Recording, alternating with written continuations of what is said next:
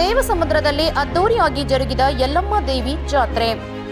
ಹೌದು, ಪ್ರತಿ ವರ್ಷದಂತೆ ಈ ವರ್ಷವೂ ಕೂಡ ತಾಲೂಕಿನ ದೇವಸಮುದ್ರ ಗ್ರಾಮದಲ್ಲಿ ಯಲ್ಲಮ್ಮ ಮತ್ತು ಜಕಣಮ್ಮ ದೇವಿ ಜಾತ್ರೆ ಅದ್ದೂರಿಯಾಗಿ ಜರುಗಿತು.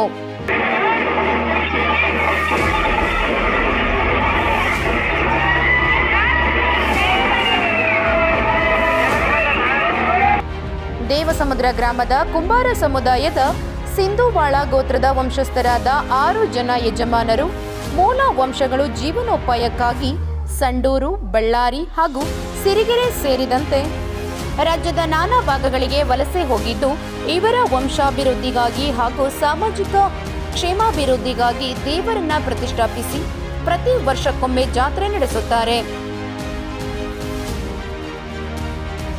ಸುದ್ದಿಗಳಿಗಾಗಿ ಸಿಟಿ ಚಾನೆಲ್ ಚಳ್ಳಕೆರೆ ಸಬ್ಸ್ಕ್ರೈಬ್ ಮಾಡಿ. ನಮ್ಮ ಚಳ್ಳಕೆರೆ ಟಿವಿಯನ್ನು ಪ್ರತಿದಿನ ಸಂಜೆ 8 ಗಂಟೆಗೆ ವೀಕ್ಷಿಸಿ.